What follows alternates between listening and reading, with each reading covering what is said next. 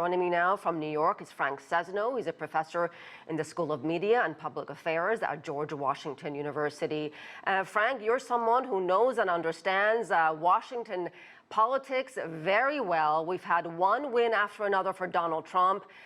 He's gotten what he wants from Congress, from the judicial system, the courts, through his executive orders, clearly consolidating his power and influence. But Frank, is this also cause for some concern in a country where checks and balances are its foundation? Well, there are a lot of people who are looking around and saying there aren't many checks and balances right now, although the courts in certain cases have pushed back pretty hard. But the Trump administration and Donald Trump is full throttle all the time. That's the way they operate. They have challenged and in many cases, clearly intimidated political leaders, to include, in particular, political leaders in President Trump's own party.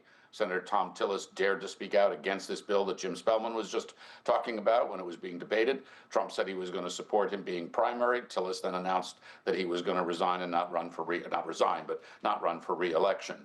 The courts, the media, they're still doing their jobs, but Trump, has notched, as you say, one victory after another.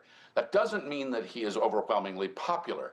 The latest kind of average of pollings shows the president with about 44.9, roughly 45% of Americans who approve of his job performance, 51.5% who disapprove. So he's underwater, but he's got a long way to go. This was a big victory, this past bill that you were just talking about, though by a very narrow margin. There's some big betting going on there. Trump is betting on a number of things working out, but for now, as you say, he's completely in command of the political stage in the United States of America. During his victory lap in Iowa, he slammed the Democrats for not voting for this bill with some very, very polarizing, divisive language. Take a listen. I hate them too, you know that? So it's sort of, I really do, I hate them. I cannot stand them because I really believe they hate our country.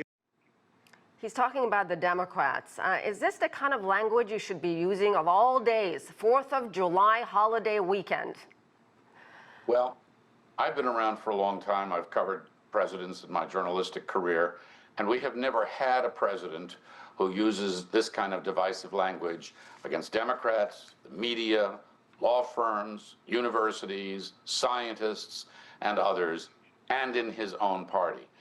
And at some level, it's shocking and it's a remarkable thing. At another level, this is Donald Trump now.